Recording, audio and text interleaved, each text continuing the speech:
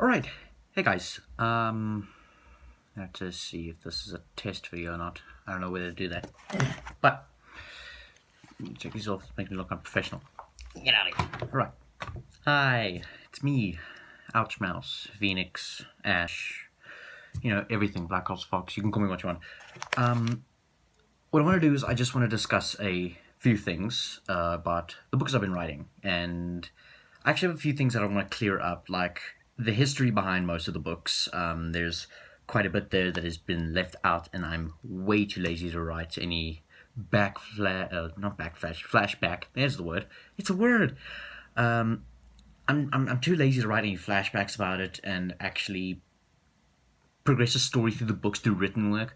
I'm gonna continue to do that. Don't worry. I will put out chapters, but I don't want to do like the flashback sequences or give backstory through like third point of view. I wanted to do this a little differently and just explain a bit of it to you guys. So I've actually got like a whole list of things. You can't really see. Now can you? My handwriting is terrible, I know. So before we get started, I would just like to thank all of you. Like, it's amazing the amount of support that I've been getting lately. I actually feel like, I don't want to say I feel, what's the word I'm looking for? I feel humbled. Like, the fact that a small little author like me has readers like you that are reading all my books, and I'm just extremely happy with the amount of input it's getting, the amount of people who DM me are like, oh, you're so amazing at writing, and thank you so much for making books like these. It really brightens my day. See, I love stuff like that. I'll also be clearing up updating, like why I don't update as regularly as most people and everything. That I've got a whole list of things. Actually, let me just give me a second. It's the mustache. Give me a second. Okay, I upload so late. Yeah. Okay. Sorry, I just had to add that. Oh goodness, I got it. So I just need to clarify a few things. First, actually, no, I'm going to keep the history for last behind most of the books. I need to sit up because, bloody hell. Give me a sec. Oh, here we go. Hey, look, I'm actually up. And now I'm center. Right, perfect. I want to discuss where the books are going to go first, like from here. You've seen a lot of my books. The review books that ended off on, I think it is Winter. Yeah, Winter introducing her and her child, which is YN's, or your names, your child. I'm just going to say your. It's easier for me. I left off on that because I've got the basic outline for it of where I want to go with the story, but I haven't got a filler to get to one of the key points. Thinking of adding a chapter, throwing in a new character that we may or may not have seen already, and I just want to put him/her. I'm not going to give too much away, but I do want to make I do want to just make things and clarify just a bit more. There we go, I'm more centered now. I just want to clarify a few things now before anything major happens. So let's take a look at Ruby so far. What I'm planning for this is, and you'll see this is also going to be with all of them, I want to add in, no, sorry, not all of them, DITF, Darling in the Franxx one, the Darling in the Franxx one. With those two, I want to have a great battle. Like, I want something to be proud of, an action scene that I can actually look back upon in, like, the later years of my life and go, you know what, I actually did a good job with this. I actually, I made something I can look back and be proud of. Like, that's a big issue with me. I look back at stuff and I'm like, should I really have added this? Or should I really have done this or this? And was it a good idea to introduce the character too early? Was I rushing the scene? I think about that more than I would like to admit, and honestly, it just gets annoying, and this chair's also annoying. There we go, now I'm leaning forward. So, again, okay, I just want to take a look at some stuff now. There's going to be, for the Ruby one, it's the Ruby X male reader. With that one, there's going to be a battle. Like, no surprise. I've been hinting towards it since, like, the beginning. And also, if you look at the last chapter, you'll hear a voice saying, but how long will you be able to keep that peace? I think that's what it said anyways. I'm too lazy to go and check. I'm a very lazy person. With that, I actually want to make that voice a little more integrated into the story. And you're like, no, but you did that with the Scarab, and that didn't quite work out. You haven't really used his voice in a while. Yes, guaranteed I haven't, because honestly, the Scarab is just a tool at this point. He's not actually a liable character that I can integrate to the story other than just a snarky comment every here and there. What I wanted to do is I wanted to make that voice a bit more important, and you will see exactly how important it becomes in later chapters. Looking at stuff along the lines of the Scarab usually does help with making new modes to the Blue Beetle suit, making weapon mods, making the outfit look better, and just all like giving a badass aesthetic to it. The thing is, I wanted to add the voice to make it a little bit different from just providing support. I want this voice to be a new character in and itself, to make something a complete curveball that'll later on save you and all the other girls with it. Let's take a look at some other stuff now. All of them, yes, okay, I haven't updated this one in quite a while. I think it was last month I updated it. What's the date now, actually? I'm too lazy to check. Wait a minute, no, it's the 8th of the 9th. Ugh, birthday's coming up soon. October, yay! Sorry about that. So, all of them, I wanted to add a main antagonist to this now. Because right now we really haven't had much action. We know the faction, I really need to write these things down properly. I can't just half-ass this anymore. So we know we have the villain faction. We know this now. The superpowers have been introduced. It's actually worked quite well in my favor, to be honest, because I thought, just Adam having a badass character. I'd rather have a reason for him being like that. But with that, I wanted to add a main antagonist. Now, this guy runs the faction, basically. Like, I'm not giving away anything by saying this to make the books like, oh no, he's just ruined it.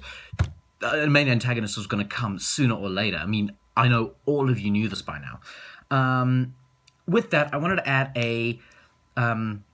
the antagonist, have him be something that is near unstoppable, kind of like you at the moment, the reader, but not as. And I wanted to throw in just a huge curveball, and you're going to see this later on. You're going to see, like, they are going to be detrimental to the story and detrimental to the character development of you and the girls. Now, the Holy Grail one, the new one. Oh, I actually kind of like the lemon one. I was like, should I actually be writing this? Because I kept looking over my shoulders. It's mom and dad over there. I'm not really one to write stuff like that, and the fact that people were actually very positive about it, and I got a lot of direct messages saying there was actually a pretty good chapter. I'm like, okay, I didn't absolutely botch it up. Great. Now, I wanted to add okay, we know about the Holy Grail War and everything, but what I wanted to do is I wanted to kill off more. I wanted to kill off more of the mainstream characters. Like, I wanted to kill off most of the masters, and you're going to see this is like, oh no, but isn't that going to be like giving it away?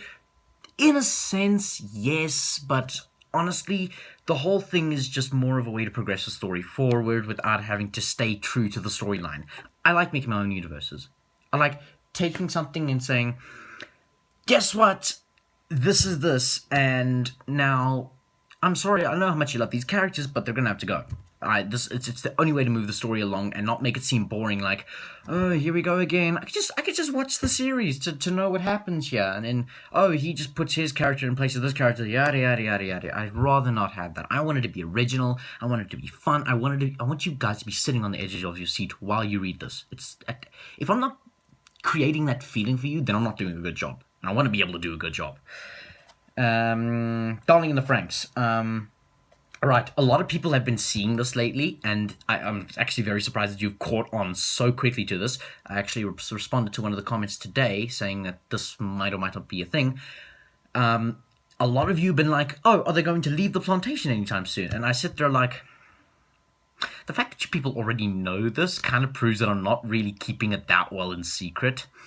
It's absolutely like clear by now that you're not really happy with adults. You're very like, oh, adults, I don't like them. I despise them. With humanity in a whole, you just don't like them. although you do like your squad mates, but they're your squad mates, all right? They're different because they feel. They're not like other humans. And with the taste and everything, you'll see. And I've actually also been hinting to something that you are not exactly like Zero Two. You're a bit more. Like, it's going to come later on in the story, maybe 3 chapters down the line, but you'll see this, like, immediately. You're going to look at this and you're going to be like, oh, that makes sense. You see, you're going to be like that, and you're going to be like, oh, cool. All right, that actually makes a lot more sense. It furthers character development, and it also shows you and gives a reason why all the things that you can do. So that's that. And I also wanted to just quickly speak about why exactly I write my books. My hands are everywhere. I love hand gestures. So another thing is, I want to say why I write these books. A little context and a little backstory about me. I used to go through depression. Like, it wasn't really a good thing, and if you know me, I'm a Christian. My books don't exactly entail that, but yeah, so I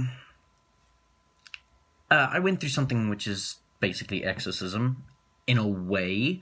Now, if you don't like this mumbo jumbo crap, you can just skip. You can just skip ahead and just see where I stop talking about this. I can't put a thing in the video. I'm just recording this off the fly off my phone. That's if the video quality and the sound quality is actually quite horrible. It's the phone's to blame. I actually don't have a proper recording system. I'm praying to get a better computer so I can actually, be able to do that. And I like interacting with you guys this way. It just makes me feel a bit better about myself and stops me from being so camera shy. It also helps with my stuttering, and I'm able to just make some jokes on the fly, get to know you guys a bit better, or you get to know me a bit better, so. Two-way street in the comments if you want, or you could just be on the book comments as well and just say, I like your voice, I like this about you, you're very quirky. It's like, no, shucks, I know. But no, the reason I write my books is that I went through depression. I went through an exorcism. Disclaimer, Hollywood the Hollywood exorcisms, you look at this and I look at this and I'm like, no, that's wrong. Nobody floats up into the sky and sits there and just they don't shake uncontrollably. Look, I had a lot wrong with me. The worst, and this is actually the people said this is the worst case that they've actually seen with me, and all that happened is just my hands went numb. It's really not that bad. It made me stand. I swayed a little from time to time, but they say in the name of Jesus Christ, and in the blood of the Holy Spirit, and that you leave. They list off the spirits. They tell you beforehand. So are you gonna do the? So what have you done in your life? I committed to like a whole bunch of stuff. I'm not proud of it. I'm not gonna go into detail or depth or anything. But they list it out. They cross it off and say, in the name of Jesus Christ and the Holy Spirit, you are gone. And sometimes a spirit can be very stubborn. They'll be like, I see you sticking there. You are gone. And I have to be able to myself say, in the name of Jesus Christ, you are gone. Get out. Like I mumbled under my breath. And I can continue to do this because I open up doors sometimes, like doors, figurative doors, and I allow spirits back in. What I'm able to do is I'm able to say, in the name of Jesus Christ, I list out the spirit of yada, yada, yada, and I cast it out.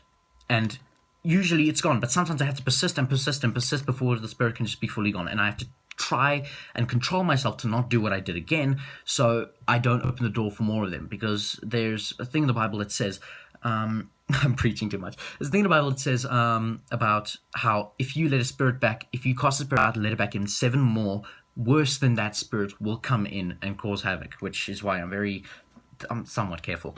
Okay, so I was in a big depression, and I found Wattpad one day. I was actually watching a Sky Does Minecraft video. His channel was awesome, guys. I'm very sad that he doesn't do Minecraft videos anymore. Community channel as well. Like, what the heck? I've never seen a channel like that before. So what happens now is that I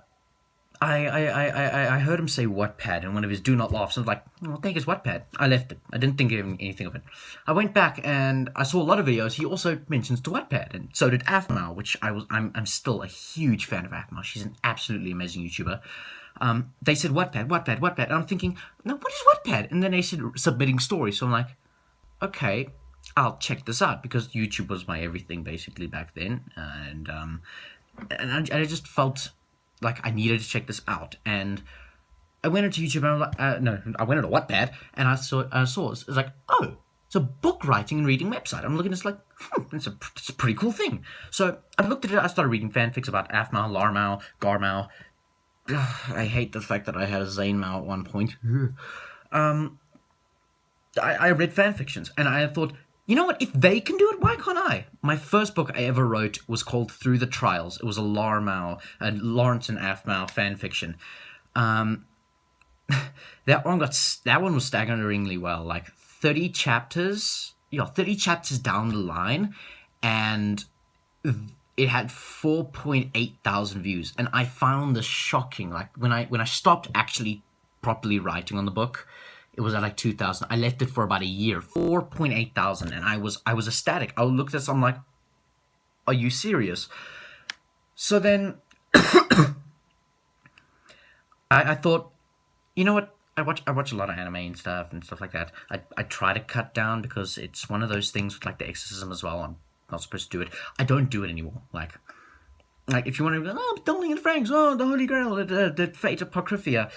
Yes, but I've read books on that, and I've gotten the whole baseline through that, and I researched beforehand, not actually watching it. So I'm like, okay, got the baseline, cool, let's do it. Darling and the Franks is an exception, though. That was actually a really good series. So what I did now is that I took the books, I went through them, and I thought, I'll make a book. I'll make a book that I can feel proud of. And Ruby came into my life. Ruby was one of those series where I actually felt like, this is awesome. This is something worth writing about. And when I saw how many people were writing, I thought, there's no ways I can make my mark here. I put out the first chapter, right? Within 5 days, 50 views. I thought that was really good for me. And my computer's bugging out. Sorry about that. I have my phone here, my computer here. It's propped up against you. I'm just a little like, what the fudge? So, what I did is that I went through this and I was like, okay, Ruby, 50 things in like 5 days. That's really good. And I kept updating and updating. At one point, I was updating every single day. Like, you would see this, like, every day, like a day break, and then I'll carry on again. The weekends, I would make up to, like, 3 chapters a weekend. Most likely all of them on a Friday, because Fridays are, like, my days to chill, relax, and everything, write books. Fridays and Saturdays are when I actually write. Sunday, go to church, and I take a day off. I rest. I do everything like that. And I carry on like this, and the views started to pour in. I was looking at the demographics, the statistics, and I said to myself, people like my books. I'm proud of this. I started updating started updating less. Now, the reason for this is, it's not because I'm losing passion. It's far from it. I love writing my books. I lay in my bed at night, and for an hour, I just think of ideas for books. I take a specific book and say, tonight's dedicated to this book. I think, and I work out scenes in my head saying, okay, no, that's not going to work. That contradicts everything from like the last chapter, a few chapters before. And I say, this will work perfectly. And what I did is that I thought, you know what? I'm actually going to be able to do this. And I worked out chapters in my head. And if you wonder why I don't do chapters as frequently as I used to, it's far from because I'm losing the feel for it. I'm losing the passion. It's not that.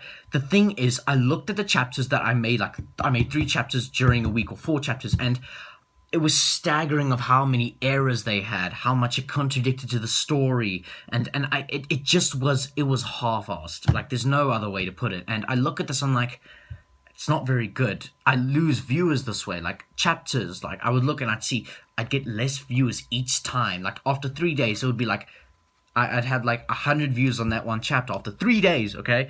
And then I'd look, the next chapter, 90 for 3 days. And it just kept getting less and less. I'm like, no, my quality of my chapters are going down. I look at this, I see this, I'm like, no, it's not what it's supposed to be. I'm not conveying the message. The reason I don't update is because I am writing. I'm writing the chapters and trying to give you the best quality that I can, so that the moment a chapter comes out, you're excited for it, and I'm not under-delivering. I'm actually giving you what you want.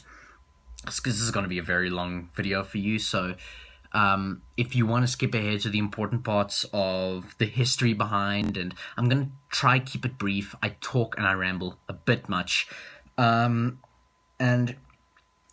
I actually enjoy writing books, but I have to be careful with what I upload. I can't upload stuff that contradicts to A, my faith, and that B is just a crappy chapter. I can't do that to you guys. I feel awful. Like, I put out a chapter one day, I'm like, no, I did not do good in this chapter. And it showed. I felt awful. I sat at my desk. I was like, what am I going to do? I had to rewrite and update that chapter. You guys probably won't know this. This was in like the early stages of my books. I felt so bad about it. I said, no, I'm going to make a quality chapter. And sometimes, and you'll see, when I started writing, my chapters were 500 words. A chapter. Okay? Like, and then you see, as I got better, I started writing 2,000 words. And eventually I got to 3,000 words. The last chapter I put out was 4.4 thousand words. I look at this, I'm like, I'm getting better. I'm actually doing a good job. And, sorry, I got it. And I felt good about it because these chapters are coming out nicely. They're hinting towards other chapters, so you're more excited for the next one. It's giving a bit of backstory, a bit of foreshadowing. And I know you guys love this because the support has been overwhelming, and I love it, but I can't update frequently, and I want to so bad. But if you want the quality of chapters I'm putting out now, or if you want better quality than what I'm putting out now, I need time. I also have a lot on my plate as well. I have exams, I have school, holidays are coming up. Okay, there's Comic-Con happening in my country, which never happened before. We go to Rage Expo, that's like a smaller one of it. It's like Comic-Con, like in diapers, basically. But my friends take me there, we're going to get some stuff there, we're going to have a good time. I've got a little Mercy keychain thing, it's kind of like the pop vinyl figures you get. And I'm enjoying it, I'm enjoying life right now. I have a good group of friends who absolutely love my stuff. They love everything I do. They're absolutely, I was about to say livid, they're not livid. They're absolutely, proud of me. They're proud of what I've accomplished and the empire I've made with my books. I don't make an empire. I basically make worlds. I am a god. No, I'm not. My earphones almost fell. And I feel good about myself because I have friends who support me. Like, not many writers can go out and say, no, my friends wholeheartedly support the books I make. They read my chapters. They congratulate me. They tell you. They criticize me quite a lot. But it's positive criticism.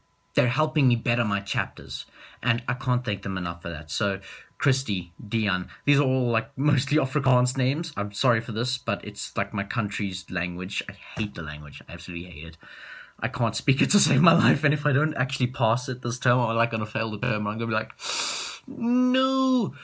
But Dion, Christy, Melissa, I'm trying to think of names now. I feel so bad about it now that I actually can't remember names.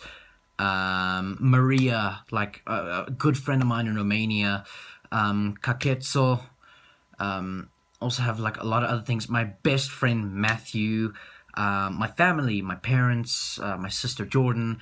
My friends at school, friends at church. Matthew, my other friend Matthew. Andrew. Friends outside of school, my cousins, Jared, Ashley, Devon, Shannon, Jessica, Grant, Craig.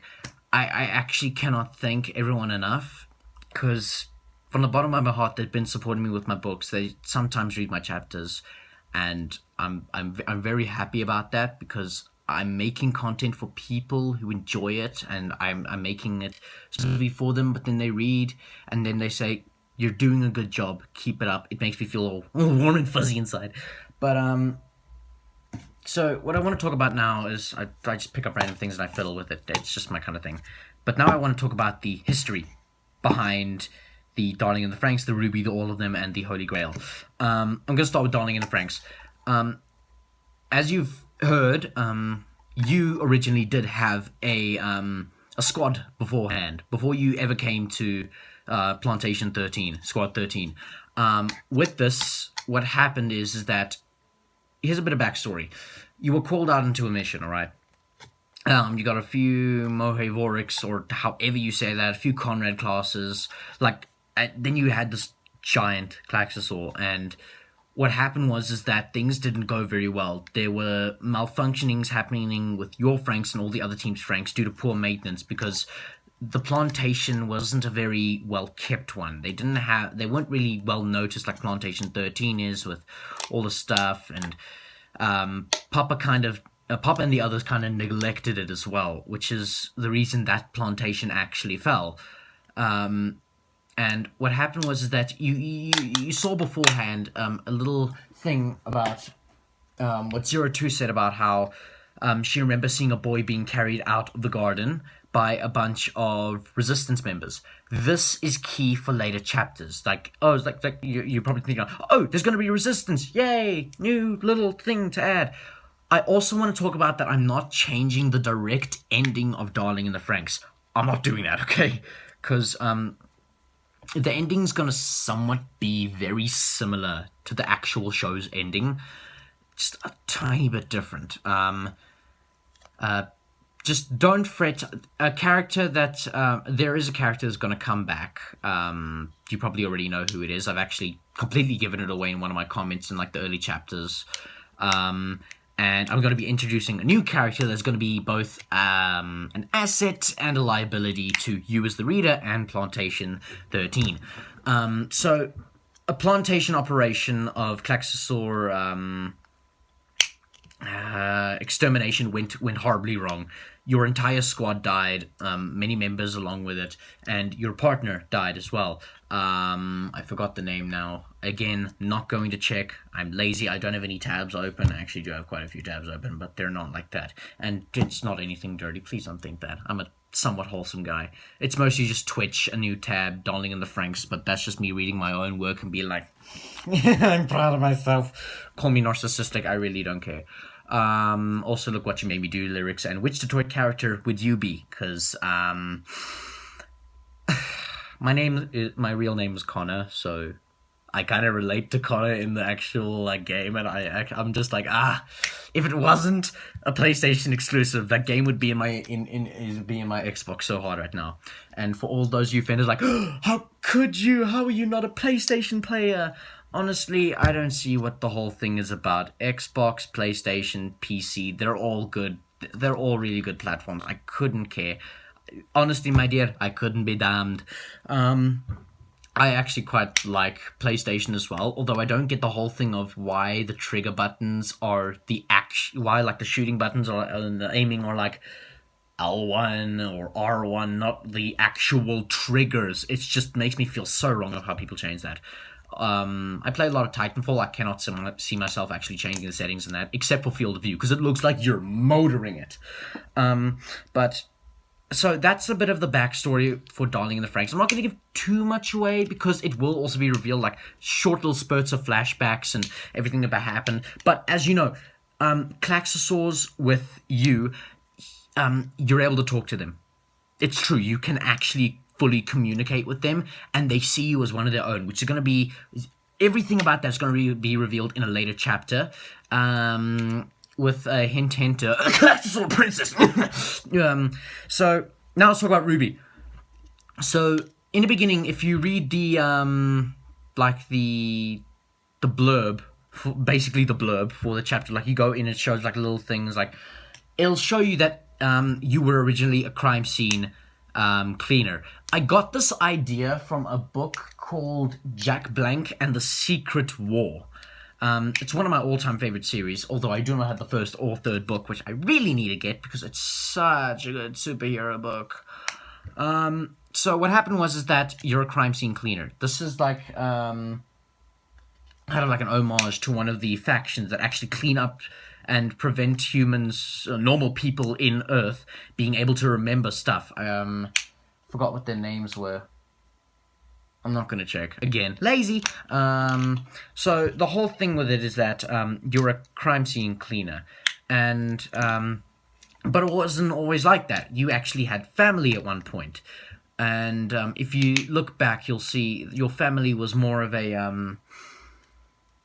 your family gave you up at a young age. You were 3, basically, where your parents, they couldn't take care of you, and they were going on so many missions, and they knew that they were going to die soon because the missions were just getting increasingly hard, and they were losing their touch, so they took you to an orphanage, you and your sister. Your sister will play a very, very big part later on in the story. Eventually, one day, your sister was adopted by a loving family. You two, and you were left behind. About a month later, you were also adopted. But I know what you're thinking, oh, is it going to be like all those other Ruby books where the guy was like abused and everything? No, actually, you had quite a loving family. They actually adored you. You were the 3rd child for them, but you were an absolute star in their eyes. And no, you're not going to have like a brother that comes back. It's like, no, my parents gave you more attention, but you were never really part of the family in that. That's not going to happen. Your brother and your half brother and half sister loved you very much. You were absolutely, you were like kind of like worshipped in that family. So you pursued on to be a hunter. You went to college and everything, and your age is actually like a very big debate for that series, and you'll see this, and it actually I think in the last chapter I actually did say the actual age, what age you are, and you completed Beacon, you became a hunter, but you rather wanted to be a crime scene cleaner. It was you didn't really like danger as much because your semblance, I think I've actually talked about your semblance. I don't think I have. Oh, that's right. You never really unlocked your semblance. You never had a semblance to fall back on. You were good with a scythe. You were really good with a scythe, but you didn't want to risk it without knowing your semblance, which is why you went crime scene cleaning. Funny enough, it actually pays more than being the average hunter. So, and so you went there, and then the story picks up from there. You met Osborne was a very big friend of yours. You knew him when he first became like the headmaster of Beacon, and that's how it blossomed from then on. Osborne can also be like kind of like a dingus at times. Ooh, sorry about that. He can be a very big dingus at times, and you see this like in the story. He'll bring in a character and say, by the way, you're dealing with this. Good luck. And you're sitting there like, seriously, Oz? Really? All right, on to my actual first original book that is not based on a fan fiction and is just my take on making my own original book. The All of Them Readerverse All-Female Girls School. I'm actually going to change it to superheroes. Backstory behind that, yes, you were abused by your family. There's no sugarcoating it. There's no other way to look at it. I almost said Hennings, because that's my last name. The last names, your last names, you took on their last name, but I'm actually going to reveal your real last name later on in the series. But you were adopted by this family. At first, you were actually okay. Your parents died when you were young. You died. Not you. You didn't die. I'm slurring my words. I literally need a drink right now. There's a bit of doom in the corner there. I can just suck on that. No, it's a parasite. Let's get rid of parasites. No. I wonder, will this work? Just.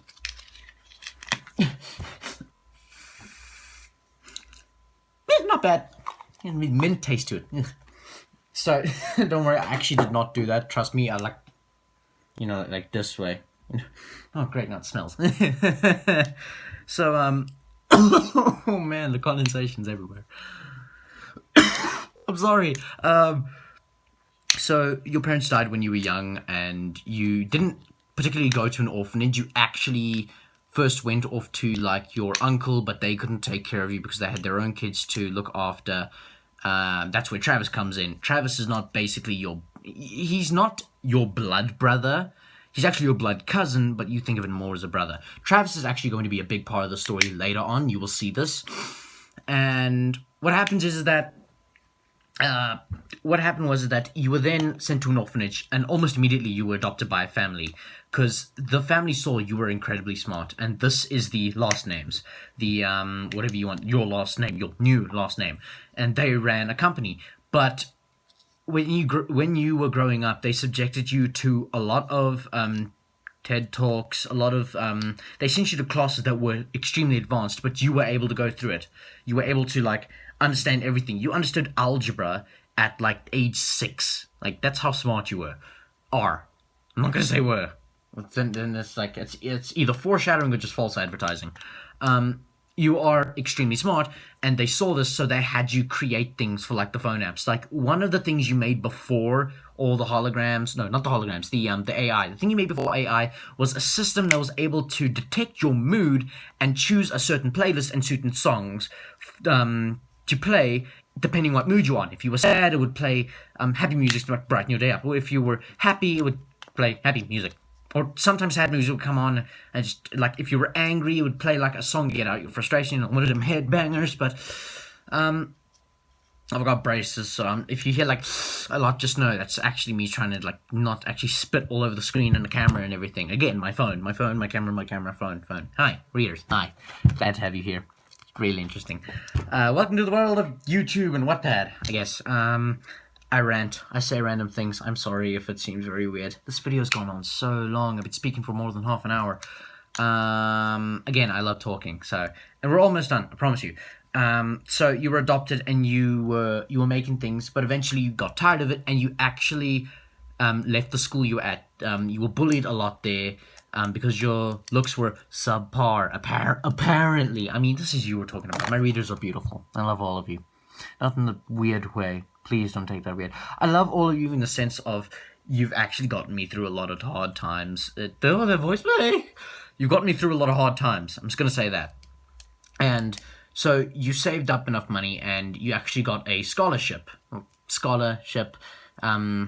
bursary, whatever you want to call it. And they put you into Familiar High School for free because they wanted to test what the impact of a male student being in an all-girls school would do. Would it benefit or would it crumble the hierarchy that actually already existed there? All in all, I'm going to be introducing a few male characters a little sooner, hopefully. If you see, yeah, I actually already have. With the recruitment one, I've added more characters to put in there. And some of them are guys as well, so it's going to be like that. You're going to have them. They're going to be like your friend group and everything. But yeah, that's basically the backstory for that one. And we're almost done here. Holy Grail, alright. The Fate Apocrypha one. I think that's how you say it. I really don't know how you pronounce it. I quite frankly don't care. Again, lazy feet. The Holy Grail one, I wanted to be able to make a bit of a backstory that wasn't really like the others. You were in a loved family, but you and your sister is like, your sister's 21. You're 19 at the time that your sister died and everything. A little bit of backstory, a little bit of context. You were in a very loving family. You grew in a rich household, but you were humble. Your school life was actually really good. You have a good group of friends. You were somewhat popular, but you weren't at that population stage where it's just like, bow down to my will, mortals. It's nothing like Smaug or it's nothing like the freaking Elf Prince King guy from like The Hobbit and Lord of the Rings. Yeah, we know who you are, and we do not appreciate you. Get back in your cage. Get back. So sorry, but he's getting out of his cage again. I gave you food and water. What more do you want? You want an Xbox. Use the lounge. There's the Xbox there. Just tell my parents to let you play. Tell them I said it. It's not my Xbox, it's my dad's, but I play more on it, so I think it is personally mine, so I could sell it if I want to get a gaming PC, but I never would. So, the Holy Grail one. You were loved, you had a good family, you owned, like, quite a large mansion, but your parents died, one day your parents died mysteriously. You got home from school and to find out that your parents died, and the butlers and the maids started taking care of you. Later on, I'm going to let you find out exactly what happened to your parents, why they died, how they died, what they did, who they were, what society they made and everything. And there's really not much more to say before that, except like your sister. She was like 10 out of 10, like, yes. I don't know why this is a meme. Just, and then all of a sudden, just this is over here. It's like, don't tap on the photo. I actually had one of these today. Don't tap on the photo. Tapped on the photo. It was just a normal face, but the moment you tapped on it, it zoomed out a little, and you see this. I laughed so hard because like I was so weak. So the Holy Grail thing. There's really not much more to go on that. I mean, there's no real backstory to it, and it's like, oh, but every book should have a really good backstory. No, not really. I mean, I can make a banger right now with absolutely zero backstory. I can start off from like his birth and just go, or just start like off as like he was nobody, then this happened, like he was a normal generic Joe, boom, like had a girlfriend, had all this, throw it out there, fly. But no. So basically, that's it for me. Oh, funny enough, it opened up on the same page. Lol. That's basically it for now. And I just want to thank you. This video has been going on way too long. I get if you guys don't like watch the whole thing. Although if you actually do watch the whole thing, please comment down saying you watch the whole thing, because dang it to heck, I'll write a special chapter. Like, I should have put that in the beginning of the video. I'm such an idiot. Okay, but you're most likely just gonna like scroll, see the end of me talking about how like, oh, I'm gonna be doing a special chapter. You watch the whole thing. You're just gonna go like, I'm just gonna watch the whole thing. I've been talking way too long. I'm sorry, but again, I want to thank you all for everything that you've given me, all the support, all the love, all the views that you've given me, and I feel humbled by it, and I want to thank you. You guys are my everything at the moment to make these chapters. You're the reason I do this. I never do it for myself. I do it all for you, all to keep you guys happy. I want to thank you. I want to wish you a good night, good day, top of the morning to you. Hi-ho! To all of you, and thank you for making my life what it is. So this is Ouch Mouse signing off. Sincerely, Ouch Mouse.